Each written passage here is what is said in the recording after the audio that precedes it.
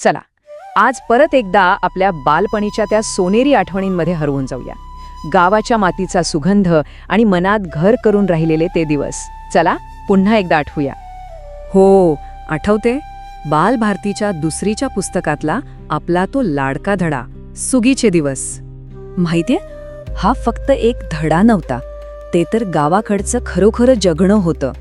यात कष्ट होते, आनंद होता आणि त्याही पलीकडे होती ती एकत्र नांदण्याची, एकमेकांना घट्ट धरून ठेवणारी भावना. चला तर मग या आठवणींच्या गावात एक फेरफटका मारूया. तर ही गोष्ट सुरू होते दिवाळी नंतरच्या दिवसांपासून.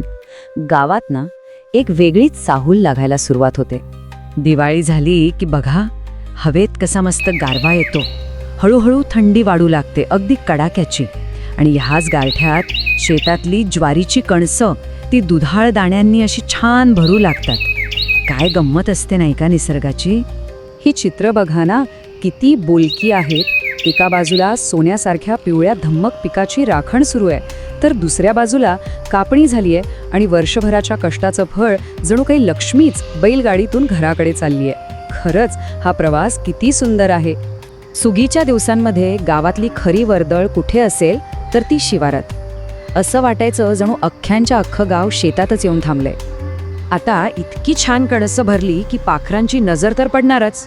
मग काय, शेतकऱ्यांची लगबग सुरू होते हे सोनं वाचवायची. आणि मग हातात येते गोफण.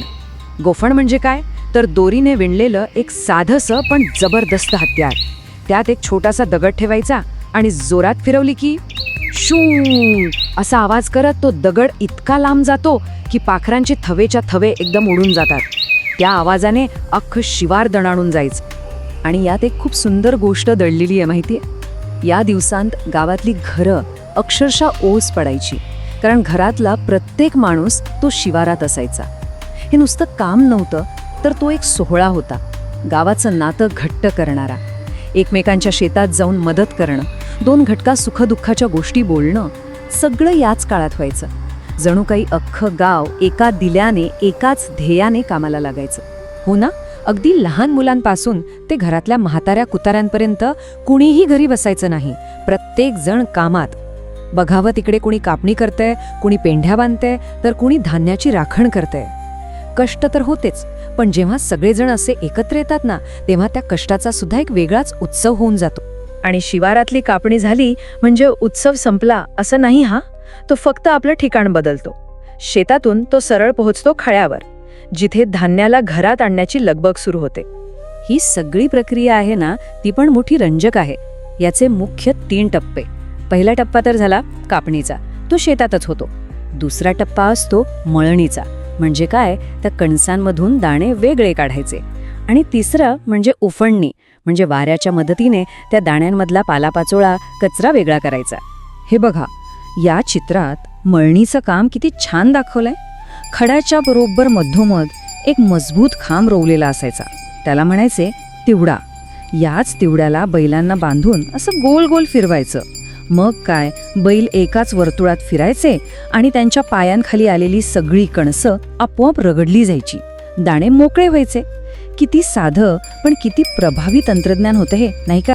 आणि हो, आठवते, आपल्या पुस्तकात खळे शब्दाचा अर्थ पण दिला होता. खळे म्हणजे काय, तर धान्याची कणसं मळायला किंवा झोडपायला शेणामातीने सारवून तयार केलेली एक खास गोल जागा. किती सोप्या शब्दात सगळं समजायचं तेव्हा, नाही का. आता आपण त्या क्षणाकडे येऊया ज्याची सगळेजण अगदी आतुरतेने वाट बघत असायचे. या सगळ्या कष्टाचं जे सगळ्यात गोड फळ आहे ना, ते याच क्षणी मिळायचं. जरा विचार करा, दिवसभर एवढं राबराब राबल्यानंतर दमलेल्या जीवाला सगळ्यात जास्त आनंद कशात मिळत असेल. अर्थातच हुरडा. कोवळ्या दुधाळ ज्वारीची कणसं ती भाजून त्याचा तो गरमागरम हुरडा खाण्याची मजा, अरे वा, ती मजाच वेगळी होती. कल्पना करा, शेतातच पेटवलेला तो जाळ, त्यावर भाजली जाणारी ती कणसं, आणि मग सगळ्यांनी एकत्र गोल बसून मीठ तिखट लावून तो हुरडा खायचा. आहा, ती चव आणि तो आनंद आजही जिभेवर आणि मनात तसाचा तसा रेंगाळतोय. मला खात्री आहे, हे सगळं ऐकताना आपल्या सगळ्यांना शाळेतले दिवस आठवले असतील. आठवतंय जेव्हा आपले गुरुजी हा धडा वर्गात वाचून दाखवायचे, तेव्हा हे अख्खं गाव, हे शिवार असं डोळ्यासमोर जिवंत उभं राहायचं.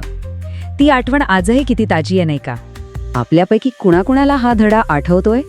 कुणी असं सुगीचं जीवन प्रत्यक्ष अनुभवलं आहे का?